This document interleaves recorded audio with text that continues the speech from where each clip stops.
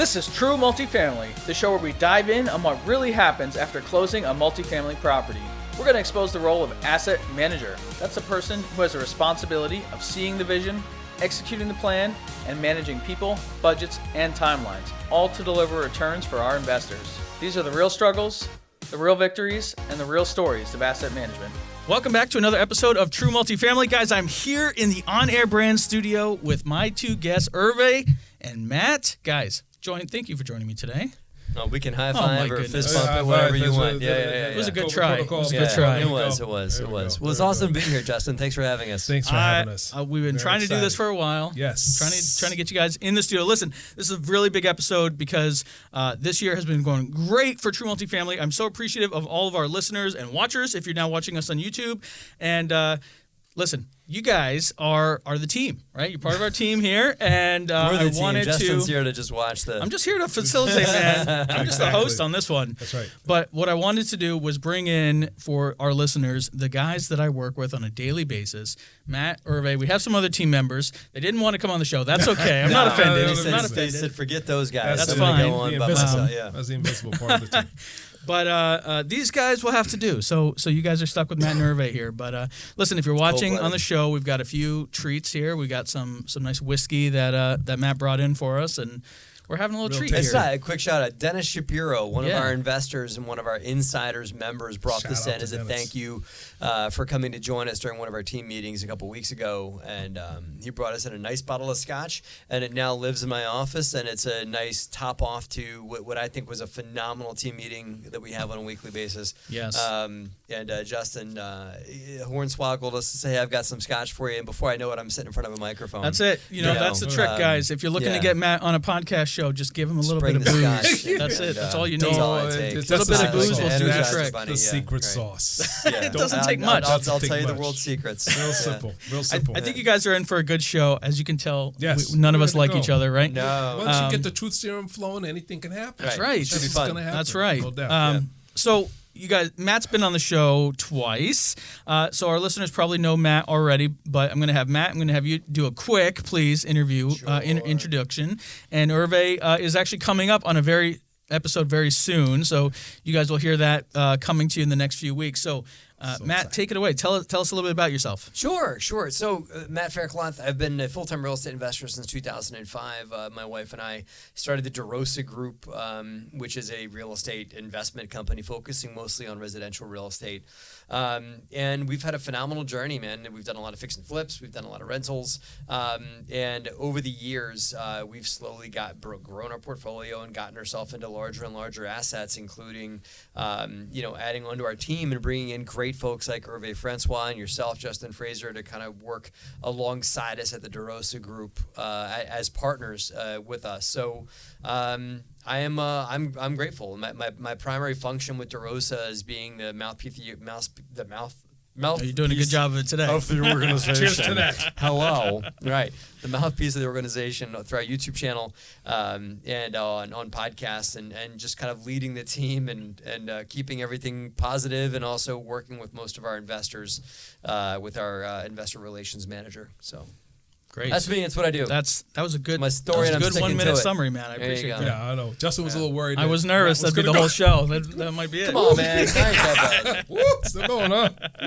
Best show ever. Pour another drink. All right, Hervé. Let the audience know who you are. All right, Justin. Thanks very much. And again, thank you for having me on the show today. Yes. So excited, and it's always so fun to be here on a Wednesday with you guys as we come every week just to talk shop, big picture real estate, where we're doing today and what we're doing tomorrow and over the next few years, God willing. But Hervé Francois, recovering Wall Street veteran of 23 years, but all good things, all good things. I got into the real estate business in earnest about 3 years ago. Actually, yes, it was 3 years ago, and started off like a lot of real estate investors, individual fix and flips.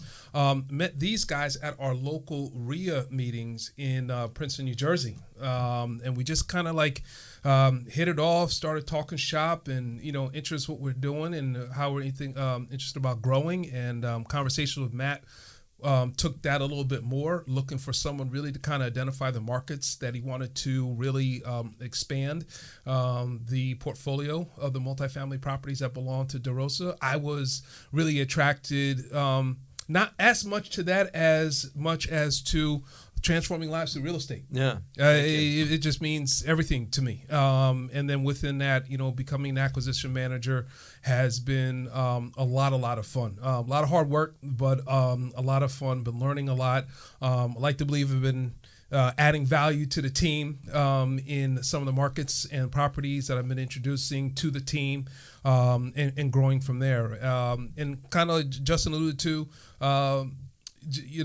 started off Market Hunter Thursdays with Hervé a few weeks ago, where every Thursday around 12 o'clock, we invite a guest speaker from a different market from around the country, and we talk everything real estate. And so far we've done Lexington, Kentucky. We've done Anchorage, Alaska, Albuquerque, New Mexico, and tomorrow Memphis, Tennessee. So we're pumped up. That's awesome. Yeah. Really cool stuff. So I appreciate you guys and all the support. So thank you. Well, thank you. Thank you for joining the team. Absolutely. And so the reason I wanted you guys here is, we just are coming off a huge acquisition, a huge win for us as a team. And I wanted just to dig in on the whole team aspect, how we all work together, what each of us bring. Matt, I don't think we've talked about the 4 seats on the bus on this show, so I want to get into that a little bit.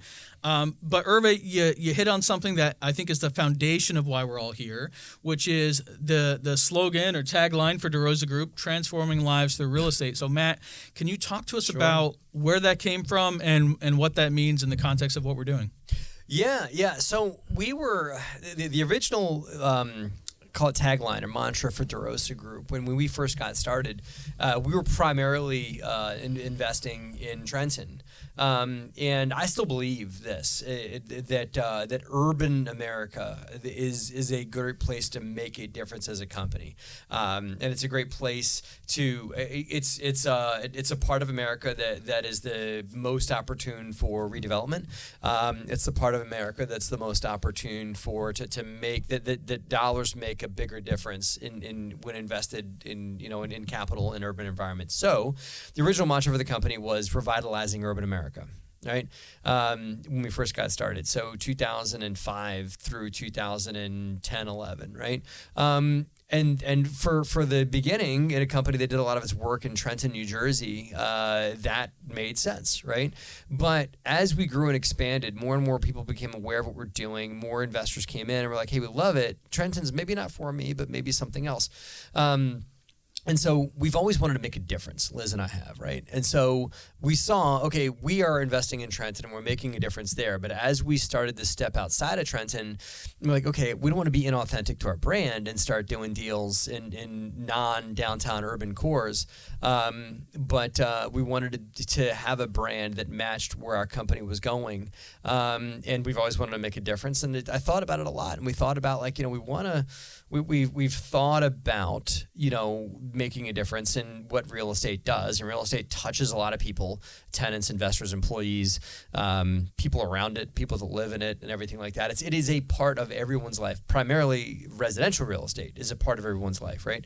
Whether you're flipping houses or leasing or whatever. And so we decided that transforming lives through real estate. I remember sitting around my dining room table masterminding with Liz and a few other people, and it just kind of like came out in snippets right there. Like she said transforming and somebody else said lives, and I finished it off with through real estate. And it just kind of like came out in syllables that way. And it's been something that immediately is one of those things where as soon as you say it, it was like naming a child. Like, oh yeah, of course, that's it. Right. That's what it should be.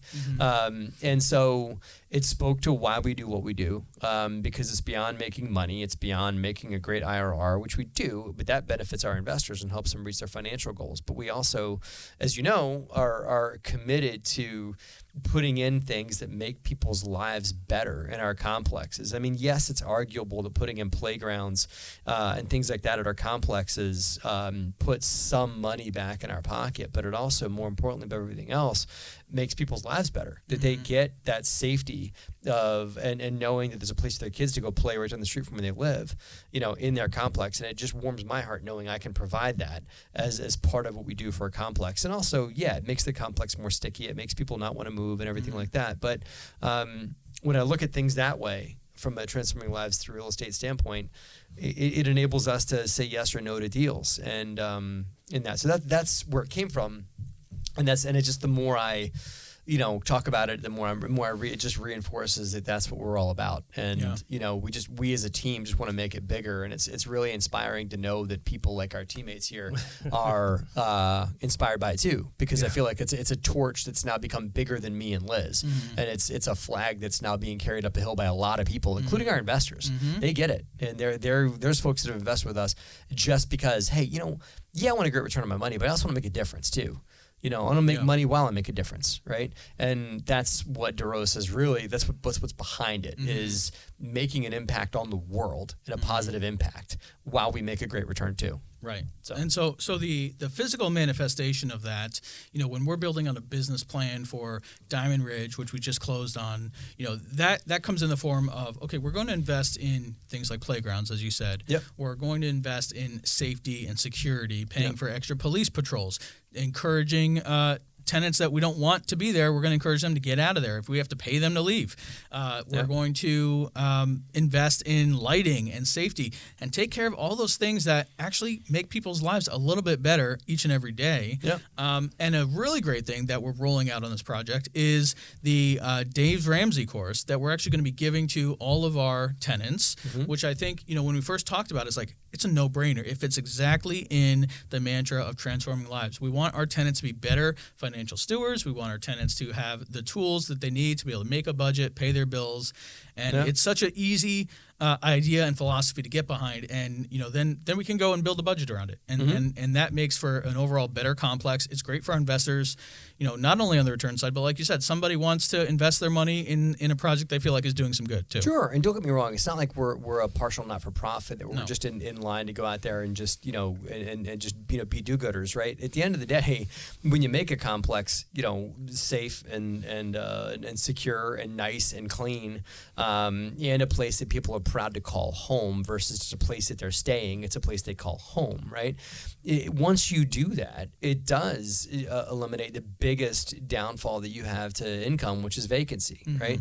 And it makes people want to stay, and maybe they're willing to pay your rent increases if they can afford it, and maybe they're willing to stay and raise their family in your complex, which is a win-win, because they want to stay and they want to build their family in your complex, and it benefits you and your investors, it benefits the staff, it benefits them too, right? So it's really about, the 7 habits. It's about win-win, right? And creating win-win with tenants, instead of saying, well, I'm not going to build that apartment, that playground, because it's going to cost me $15,000, and so that's a lose for my investors. Maybe a win for the tenants, but if you look at it from a win-win perspective, and we tend to look at all things real estate from win-win, then you realize the more I make my tenants win from a lifestyle perspective, the more I win, because they're going to want to stay and be in situations that the landlord cares about them and gives them amenities that make life better for them, right? Yeah, absolutely. And that's that's a great way to do business, and it's our niche that has worked for us, and it's something that we're going to continue to do. Right. So let's peel back a little bit and talk about the team structure a little bit, because it's not something that too many shows get too far into the weeds on. Hervé has a very different role than myself, than Matt, than our underwriter. We call the brain. So Matt, start us from the top, and because I know you've given many talks on this, the 4 seats on the bus. Yes. What they are, sort of how they all work together.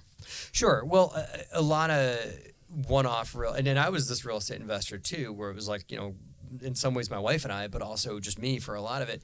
A lot of real estate investors try and be the jack of all trades of everything in real estate, right? They're going to go find deals, collect rent, or maybe have a property manager, but that does some things, but everything else they do, right? And you see that in a lot of small single-family portfolios, that maybe scale up to 100, 200 doors, right? But any multifamily company that you see that has a lot of real estate under contract or under ownership, they really are scaled out into different divisions of the company. And those divisions are something that I looked at larger companies. I'm like, okay, how are they structured? And so I studied that. And I said, okay, I want to emulate that on our, smaller company, right? So those divisions are the acquisitions department, the folks that are going out there finding opportunities, doing market research, kicking doors in, finding, what's the next thing? Where's the wave going? Where's the bubble about to go for development, right? And I call that the hunter. Like that's the first seat on the bus, and that's really the first domino to fall because you got to find the market. And that just a small comment to that is any most successful real estate companies that I know are focused on specific markets. They're not just we're investing anywhere in the continental U.S. Right? I've met people that have said that. Oh, I'll go where the deal is. Yeah, well, you'll be scattered, and that. So I think that the most successful real estate companies I know of are drilled into a few specific geographic markets.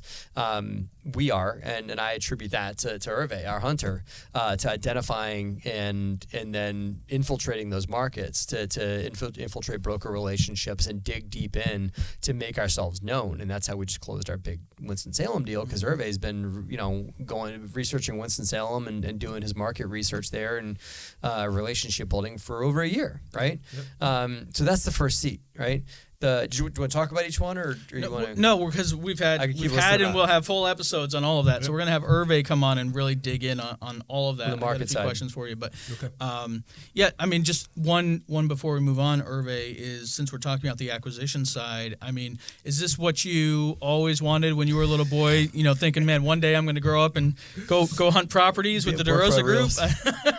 Are any of us doing what we were little boys? I think only firefighters are doing what they want to do. Firefighters, I wanted to firefighters, astronauts, right. I wanted to fly F-15 jets, man. Me too. Did you really? Nice. I wanted to fly Thanks F-15 jets. Thanks to Top Gun. I wanted to do fly all that stuff, man. But if someone told me I don't have 20/20 eyesight, and so that was I'm like, got to drive a bus now. So I guess really more pointedly, how do you go from being on Wall Street? I know you've got a real estate portfolio, and so you start doing real estate on your own. Yep. What makes you think, man, I hear this mission from Matt, transforming lives. I should go try to join that team. I should be a part of something bigger. Talk to us about that. Yes. Listen, before I met you guys at these RIA meetings, I was that person, right? Trying to do it all by myself. And you're going to find out a lot within a lot of individual investors first getting involved. I didn't have the capital, start bringing people on, whether, base salary or hourly or anything else like that. I was looking for deals. I was financing deals. I was partnering up. I wasn't doing a lot of managing because I definitely don't know how to manage that stuff. But but finding deals and financing, and it was a lot. And so it helped me kind of. Within my climb into real estate, it helped me kind of step back and have me reassess exactly how do I want to approach this. A lot of folks don't know how to approach it. They start with the fix and the flips and then move on, small multifamily, medium size and larger and so on and so forth. But, that's a steep climb. And I knew that was something I was not going to be able to do by myself. So, I mean, let's be real. When I met Matt, when I met you, at these RIA meetings and we started talking more and more, in my mindset, I'm like, Hervé, this could be a plug and play for you, right? I mean, these guys, they are set up. They have the infrastructure. They have some nice assets. They're still growing. They're still committed. They're local, obviously, being at the RIA meetings. And then it goes back to the transforming lives through real estate. Because I looked at other real estate investment groups. I wasn't interviewing with anybody. But it was when I started meeting with you guys, and it was at the same time I was doing the assessment of how did I want to kind of build my own business. And I'm still going to do a few small things on the side. But being part of this team, it excites me, right? Because I'm in, maybe not necessarily at the ground level, because Matt, you've been doing DeRosa for 15 plus years now and everything like that. But definitely at I think rounding second base in regards to where we're going with the multifamily portfolio of DeRosa. And I like to be at that cusp right there. And it's fun. It's fun for me to be out there assessing markets, developing relationships with brokers, speaking with our underwriters, speaking with you guys. Hey guys, I found some, and so on and so forth. So it's been very inspirational for me. It's been very educational for me. It's been very stimulating. I kind of feel reinvigorated. I love the fact that we kind of all view ourselves as partners, as equal partners. I think we respect one another's ideas and opinions. I don't respect Justin's. No, but of course not. Nobody does. Woo! Getting zinged on my own show, ladies and gentlemen. Wow. You know, I knew it was coming. Just kind of in one ear and out the other. But you know, but you know, and then we have share a few good drinks with one another. Yep. So it wasn't only transforming lives, but it was bourbon, Lexington, Kentucky. I mean, how can you turn that down? The team, right? The team and what we do for fun. The team and what we do. Yeah, So we got the barbecue in North Carolina. We got the bourbon in Lexington. We know how we decide to choose the markets. We can only buy property in markets that have good food or good booze. And fun. Yeah. Exactly. Right. That's the priority of how I choose. My wife wants us to buy in Nashville just so she can go, just so we can go and enjoy and nothing wrong with that. Growing city, but also a great market to go and have fun. Go find us a property. Nashville's next. Okay. Well, I think that one thing, Hervé, you mentioned is that we're all partners, and so when I talk to people about this, you work for Matt, or you know, I'm like, yeah, we all work together. Yes, certainly Matt is the leader of this ship, or our captain, I would say. But the great thing about what we're building here as a group is that we are all partners on all of our deals. Yeah. And so we are, and we even said it today. By the way, we're here on a Wednesday. Every Wednesday we've been getting together, even through COVID now, masked up and all that, and we get together and have team meetings, and it's been very, very productive. And even in a comment today, someone said, we're all partners. We've all got a stake in this, and that I think is encouraging all of us to really run businesses within the collective business. And that's sort of how I talk about the asset management that I do. Yeah. And I know that's what you're doing, right? And so if I got to bring on an employee to help me with my asset management, I'm running an asset management business, so I'll do what I need to do to do that, right? And the economics have to work, and I have to figure that out. But together, all four of us and our support team are very, very powerful. Right. Yeah. And it's working out really nicely. Absolutely. And I think more, obviously you have to have an entrepreneurial mindset for that, because not many people would say, yeah, Matt, I'll come look for deals with the DeRosa Group and, not get paid for 6, 9, 12 months, however long it takes to find a deal, right? Someone's going to us for over a year, I think. And everybody just landed his first deal with us, in that. So I have been an employer before. I used to have 13. I don't know if you guys know. I've talked to you guys, but I don't know if you know the full history. And we don't have to go here now. But the DeRosa Group's been a few different things since it was inceptioned in 2005. We were not always let's go syndicate apartment buildings. Right. We were a property management company and a construction company for a while. And I had a bunch of employees, and I realized that I am a horrible boss. I'm a great leader, but I'm a terrible boss. I'm going to write that down for a quote.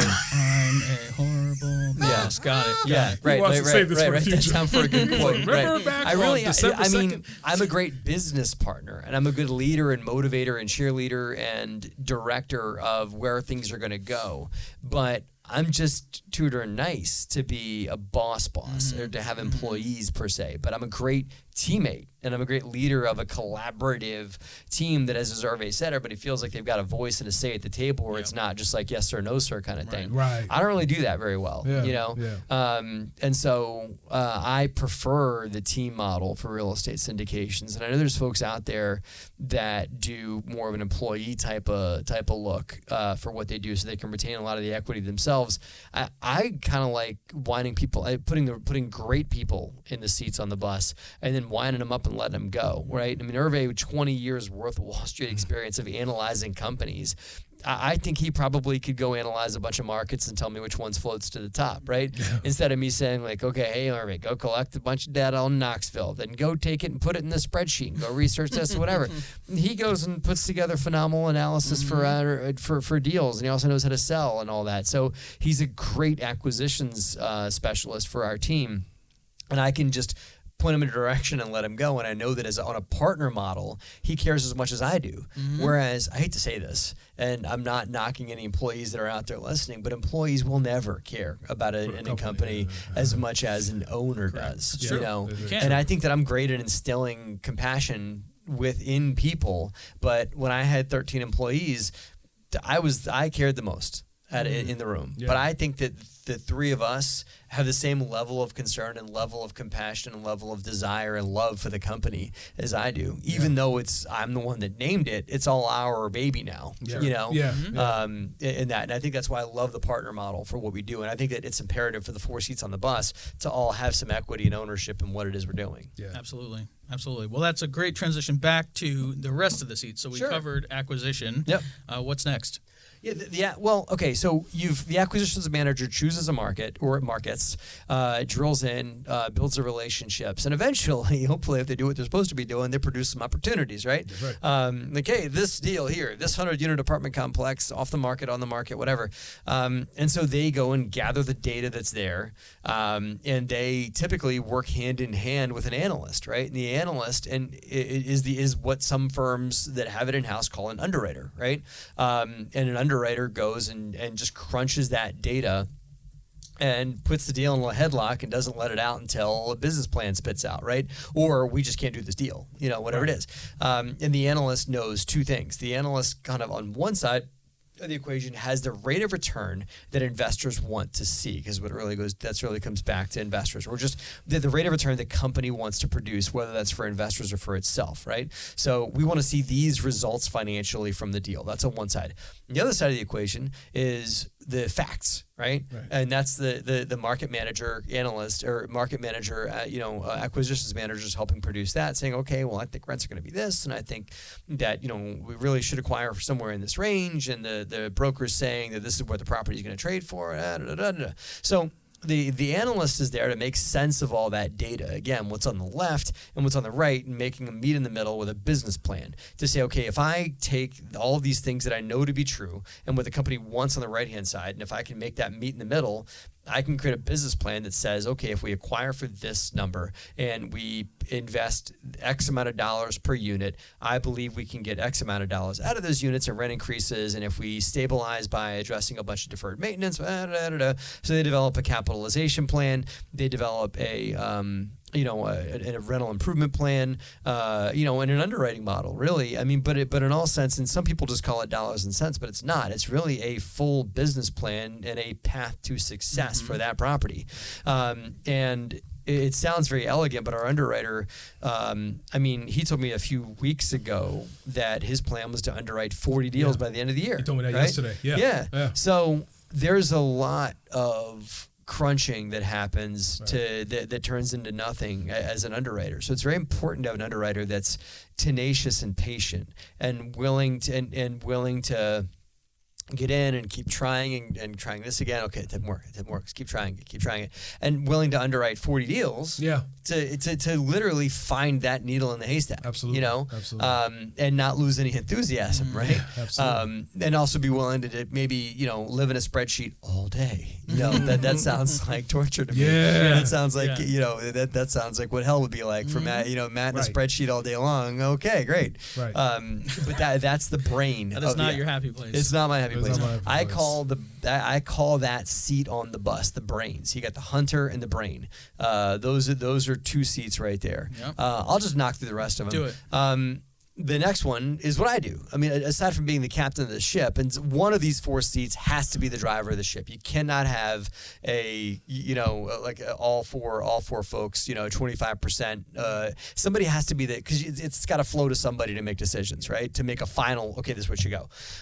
So in our company, me being the money, I'm the decision maker. Other companies have other folks that are driving the bus, but sometimes it's the money, sometimes it's others, right? So for our team, I'm the driver of the bus, but I'm also the money, which means that the money is the one that gets in the middle of the negotiation of the debt on the property to make sure that the underwriter gets and the brain gets the debt that they want. So they kind of drive that, and a lot of times the brain is the money is the person that locates the key principals that have to sponsor that debt, and make sure they get compensated and make sure that the earnest money deposit gets produced and things like that. So the money person's responsible for all that side of it, and also responsible for assembling the equity, which is where and if you start to see this, the seats on the bus are kind of holding hands while they're riding on the bus, because there's a seamless transition that goes. It's not. I mean, we used to do a thing where it would just leave the acquisitions department and go into the underwriting department, and then the acquisitions department was supposed to go off and find another one. We found it better to have kind of a gray area between the seats because it enables transition, right? Yep. And so the money person is somewhat involved in the underwriting of the deal because, like, I think we need to get it a 15% IRR. I think it needs to be a 12. I think this, whatever. And they help structure that business plan, right? So the money person is the one that goes out, takes that business plan, and puts it on the street to investors and to lenders to fund the deal, right? And then, in essence, don't let this go to Justin's head here, but there's the fourth seat on the bus, which is I think in some ways the most important part of the bus because just went to a he did like a fist pump, like that. The fist pump on that one, yeah. Straight. So anyway, the reason why the fourth seat's the most important is because if you've got, what do you got? You got a deal, you got a business plan, you got a ton of money behind it. All that's theory, right? Yeah. All that's theoretical. And the fourth seat is where the rubber hits the road, which is where implementation happens, and where all that becomes reality. The money gets injected, the business plan gets implemented, Absolutely. And that property gets turned into the ugly duckling gets turned into the swan, right?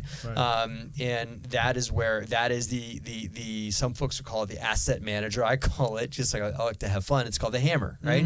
Because sometimes there's a certain personality that's required on a team that's willing to kind of like, browbeat things into submission and kind of like, pound that iron into a piece of steel that we need to use to forge it, right? And again, going back to holding hands on the bus, it's important for that. We didn't used to do this.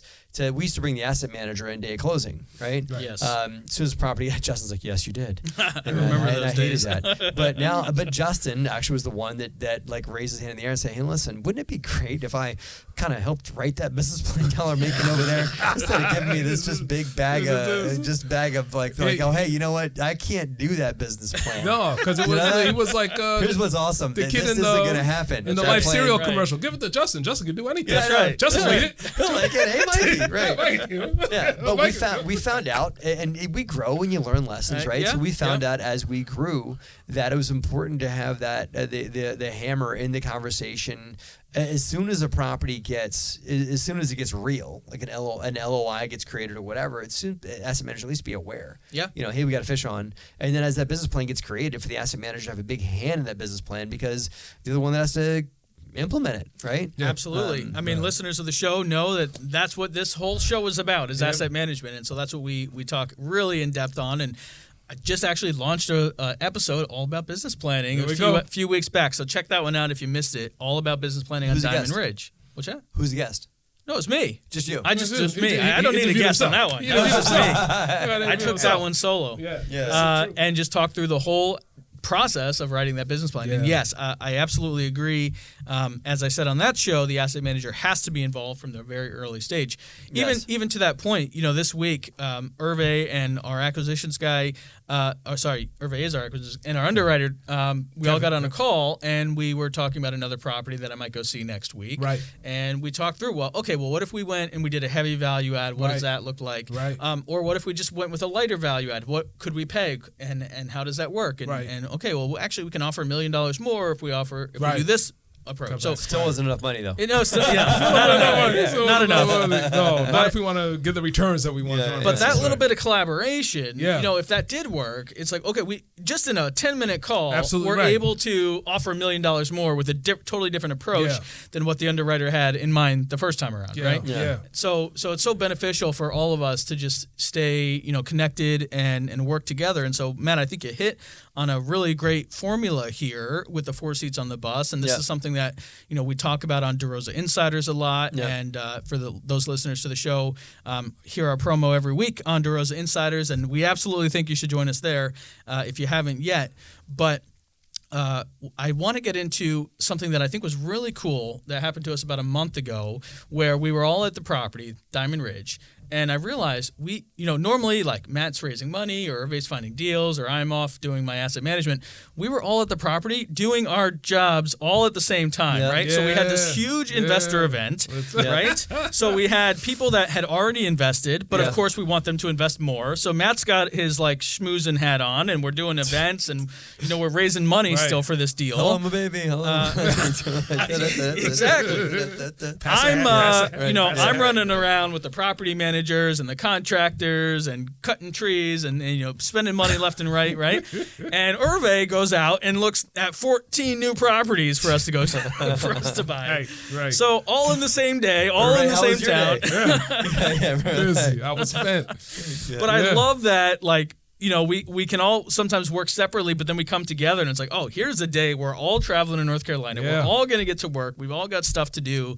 And it was a massive success. And I can't wait for the next time we're all down there again. Yeah. So I just thought that was really cool that our brain was involved, even though he wasn't with us. He was involved because as I'm visiting these 14 properties, I'm texting him the numbers. He helped to make the list too. He helped to make that list. And like he did the market research and kind of like set you up for success. And said like, hey, listen, and that's what's great about folks that are good analysts like that. They can hop into a market and say, if you pick that's what's also what's beautiful about pick a specific market and also by having a great analyst on your team.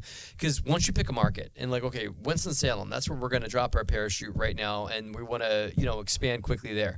So our analyst is able to look at that marketplace and say, okay, these properties have been owned for a long time, and it looks like they're, undercapitalized and underutilized and whatnot, whatever. Okay, everybody, so go drive them, right? Right. If we're playing in like 30 cities across the continental U.S. or whatever, nobody's gonna have the time to drill into a market like that. Absolutely not. Absolutely not. Nor develop the relationships. I mean, yes, listen, you said it well. We have these 4 individual silos, but at the same time, we're 4 individual silos that are on the same team, right? Yeah. We play on the football field really at the same time. Everyone has their positions, but we don't move the ball forward unless we break from huddle and saying, okay, this is how we're going to run the play, so to speak, right? And so, that's why. Like you said, there's shades of gray between each of us. I mean, so now as I go ahead and I survey a market, I survey a property, I can't think about just the market and the property alone. I got to think about, okay, is Matt going to be able to go ahead and raise equity from the investor base that I know that we deal with? Yes. I have to think about, will our brain be able to go ahead and generate the kind of returns that we are looking for from our investors? Is this something that he's going to be able to package? He's going to be able to look well. I also have to think about, for Justin, hey, listen, is there a great property manager in this particular city? Yep. And let me tell you, that's one of the first boxes I go to before I even start to assess the city, because if there is not, I'm wasting my time. I don't even need to go forward. So I just want you guys to know that I keep all 3 of you in mind as I go pursuing these cities, pursuing these markets and these properties, because if one of those don't fit, if I'm going after a 600 unit property, I got to think about, was Matt going to be able to raise it up? Are we collectively going to be able to raise it up? But you call me, and right. when we started looking at a 334, right, or 336, right, you guys called me up. I remember that conversation. You and Kevin Dean called me up and said, hey man, we got this building. Right, and I think we can get close to asking on this thing, but it's going to require you to raise like $12 million. What do you think? Right? Yeah. And we had a conversation about it, and I think that it's important on a team to not operate in silos or anything like that, as larger corporate companies do, where it's like, oh, that's not my department, right? Mm-hmm. You cannot have that mentality on a small business. No way. You have to collaborate, and that's why it was important for you guys to call me up and say, hey, is this possible? And not just as the leader of the team, about like, hey, you're the capital raiser guy. Right. How are we going to assemble the capital on this? And I knew that we had not had a large deal in a long time. And I think that we had a lot of pent-up demand. We're coming out of the heavy part of COVID, right? Mm-hmm. Yep. And so the timing seemed right to stretch ourselves as a company and get into a bigger acquisition. Yeah. And I knew you were going to say yes. Yeah. What do you ever say? Yeah. No, That never that's says too no. big. I have. I've been. Ben has called me about stuff that was like, hey, I got this $50 million deal or whatever. Ben Risser came out. You had a $130 million deal one time, and I said, Ben, no, man, we're not doing that. Not doing that. Right. Yeah. Maybe one day, my friend, but not today. Right now. One day. But yeah, so I do say no sometimes. You know, Sometimes. Thank you very much. I am an excitable guy, but I do say no sometimes, right? Yeah. But no, I do remember that conversation, and it was a good conversation. But I knew it would be a stretch. Yeah. I knew that Diamond Ridge would be a big stretch for us, but I knew we were ready. I felt like our team had aligned around, and we had a team that was synergized better than it had ever been in the past. Yeah. And so I knew that with our team, if everybody played the right way, I wasn't sure how it was going to come about, but I knew that it would. Yeah. Right. Yeah. And I know, you and I said that in hindsight. You know, there were many times over the summer. there were moments where we knew that we couldn't speak negative about it, but we had our doubts. I think, Oh yeah. but we couldn't say it. We couldn't absolutely. say it. I think we all smart enough Oh, not to say our doubts out loud. Right. But we were, we hang up the phones like these motherfuckers out their damn mind. I don't know where this. I don't know if where this is gonna go. These dudes are crazy. We ain't never gonna finish. But this. we stayed positive. We stayed positive. And we closed it. And we closed it. And we we closed did. it. Yeah. And Let me tell you that's something. the end of the day. We I believe, man, for what we went through this summer in working on that deal, closing that deal, man, I believe we grew together. We grew closer together, man. We were in the damn trenches because it was not smooth sailing at times. No. It was some bumpy roads. But we didn't quit. Tough to raise equity during COVID, Woo! and that seller was one of the if not the most. I've had one other difficult seller. Yeah, this is actually the one right before this one. But I've had two very very difficult sellers. This guy probably was more difficult as I think about it.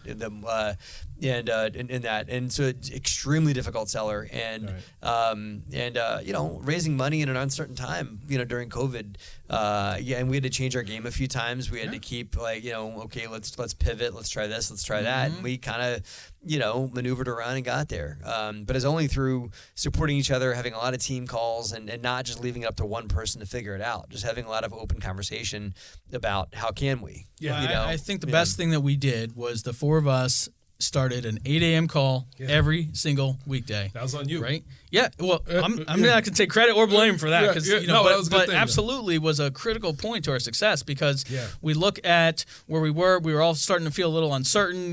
Property managers changing, the market's changing. I forgot about that. Right. There's so many things that I forgot about that. That was not top of my mind. We're learning, in due diligence. We're learning about roof expenses we hadn't planned. Like all these things start happening. And we're all sort of property gets hit by an earthquake. Yeah, literally an earthquake, right? Yeah. So we went through a lot. So some point, fairly early on, we said, look, there's so many moving pieces, there's so many different things that we're doing. Let's get together every day. And you know what? We need to all commit to a time where we know we can make it. So we said, let's put it before our workday, 8 o'clock. And we all sacrifice, kids and family time and all that in the mornings can be tough. And we got it together and met early. It was good in the beginning, but I eventually got booted off that call because, and it's not like Matt adds no value. It wasn't like that. It was just we figured out that there was a lot of cooks in the kitchen. Once we got our feet underneath us, and I think that for the first month or so, we had to have that.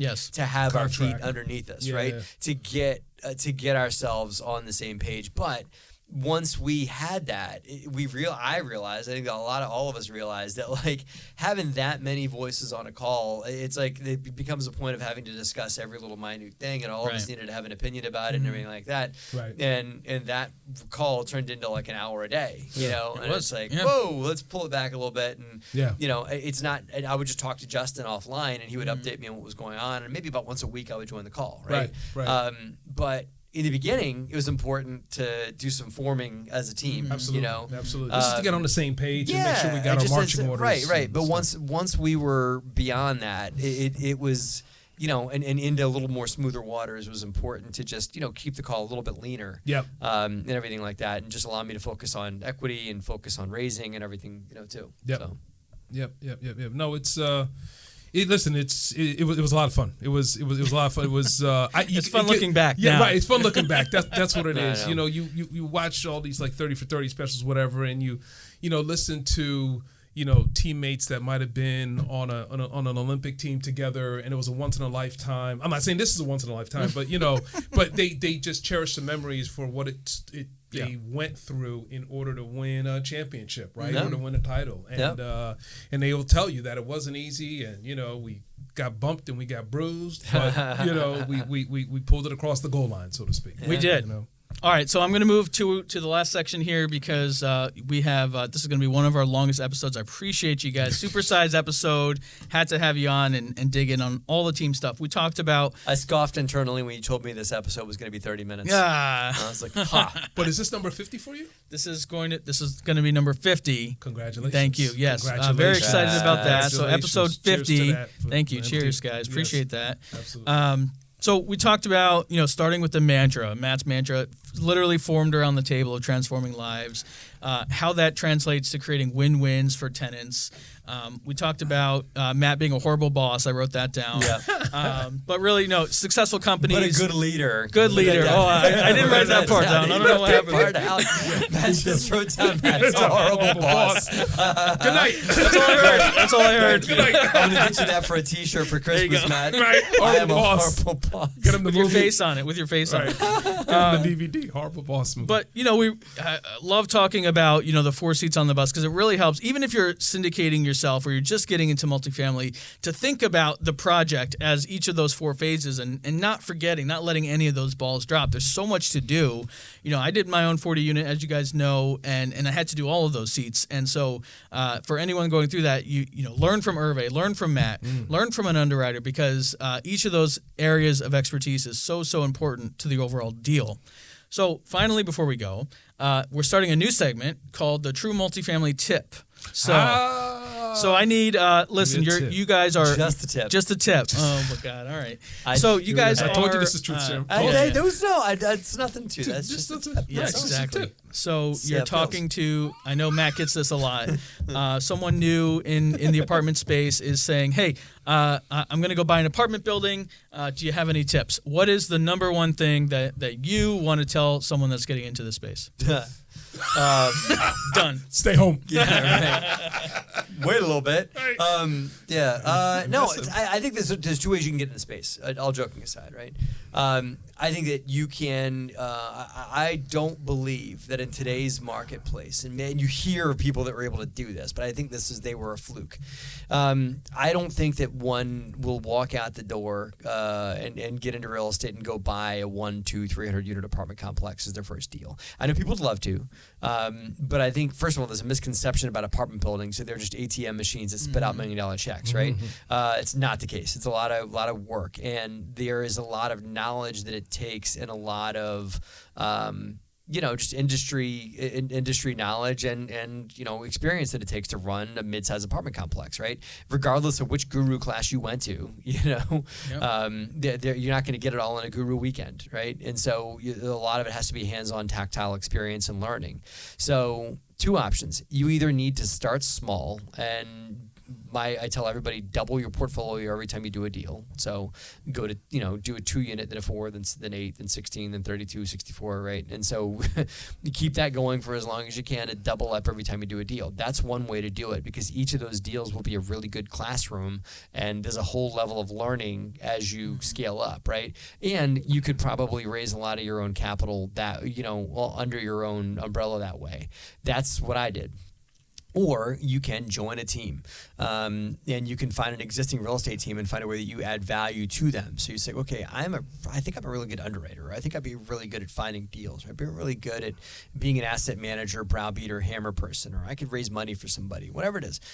Approach someone that's an existing syndicator and say, hey, this is what I can do. Can I get a seat on your bus, or at least let me sit next to the person that's in the seat on your bus and learn a little bit and maybe show enough value to you that I could be an asset on your team and eventually maybe splinter off into your own deals. But I think that those are the 2 ways to success that I know of for folks that want to get into multifamily. I know nobody wants to hear that because people are like, no, wait, I took I won't name any names, but I took a guru weekend and they said I could go out and buy a 200 unit apartment building, right? Absolutely. Yeah, I'm sure they did. And I'm sure your $10,000 check you gave them cleared, right? So yeah, in that. But I think that from a reality standpoint, it's you either need to scale or join. to multifamily. That's my advice. That's my tip. That's a great True Multifamily tip, Matt. I joined. You joined. I joined. You joined. I joined.